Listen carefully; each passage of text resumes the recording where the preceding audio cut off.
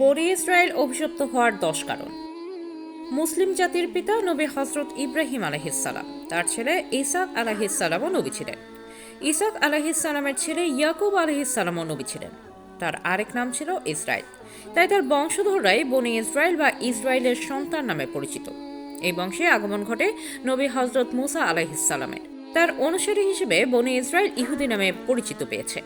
তারা একসময় সঠিক আসমানি ধর্মের অনুসারী হলেও ইসলাম আগমনের পর অন্য সব আসমানি ধর্ম রহিত হয়ে যায় এবং একমাত্র ইসলামকেই মনোনীত ধর্ম হিসেবে প্রতিষ্ঠিত করেন আল্লাহ তাআলা।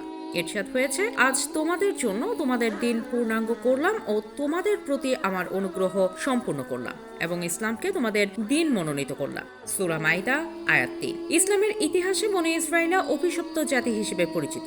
কোরআনে এসেছে, আল্লাহর নবী দাউদ আলাইহিসসালাম ও ঈসা আলাইহিসসালাম বনী ইসরায়েলের অবিশ্বাসীদের অভিশাপ দিয়েছে। ইরশাদ হয়েছে, বনী ইসরায়েলের মধ্যে যারা কুফরি করেছে তাদেরকে দাউদ ও মারিয়াম পুত্র ঈসার মুখে লানত করা হয়েছে। তা এ কারণে যে তারা অবাধ্য হয়েছে এবং তারা সীমা লঙ্ঘন করত। সূরা মায়দা আয়াত 78।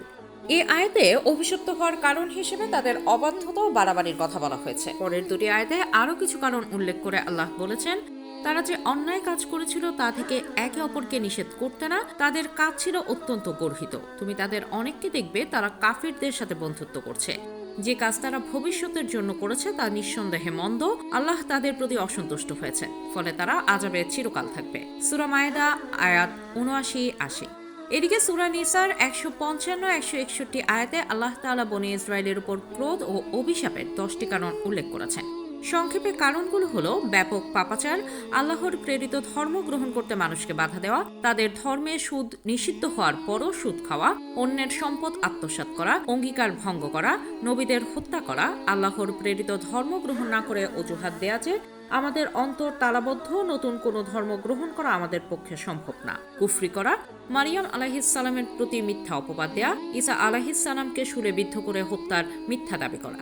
উল্লেখ্য, বনী ইসরায়েলের অবাধ্যতার মধ্যে উল্লেখযোগ্য একটি ঘটনা হলো শনিবারের বিধান লঙ্ঘন। তাওরাতে বনী ইসরায়েলের প্রতি সুস্পষ্টভাবে নির্দেশ দেওয়া হয়েছিল যে শনিবার ইয়াউমুস সাবত দিনটি সম্পূর্ণভাবে ইবাদত বন্দিকের জন্য নির্ধারিত থাকবে। এই দিনে দুনিয়াবী কাজকর্ম, বিশেষ করে মাছ শিকার করা কঠোরভাবে নিষিদ্ধ ছিল। এটি ছিল আল্লাহ তাআলার পক্ষ থেকে তাদের জন্য একটি বিশেষ পরীক্ষা। কিন্তু বনী ইসরায়েলের একদল মানুষ এই নির্দেশকে সরাসরি অমান্য না করার ভান করে চাতুরি ও অপকৌশলের আশ্রয় নেয়। তারা শনিবার দিনে প্রকাশ্যে মাছ শিকার না করলেও সেদিনই জাল ও গর্ত বসিয়ে রাখত যাতে মাছ আটকা পড়ে যায়। এরপর রবিবার তা তুলে নিত। বাহ্যিকভাবে তারা শরীয়তের বিধান মানছে মনে হলেও প্রকৃতপক্ষে তারা আল্লাহর আদেশের সঙ্গে প্রতারণা করেছিল। এই অবাধ্যতা ও ধোঁকাবাজির পরিণতিতে আল্লাহ তাআলা তাদের উপর ভয়াবহ শাস্তি নাজিল করেন। আল্লাহ তাআলা বলেন, আর অবশ্যই তোমরা জানো তাদের কথা যারা তোমাদের মধ্য থেকে শনিবারের বিধান লঙ্ঘন করেছিল। অতঃপর আমি তাদের বলেছিলাম, তোমরা লাঞ্ছিত বানরে পরিণত হও। সূরা বাকারা আয়াত ৬৫।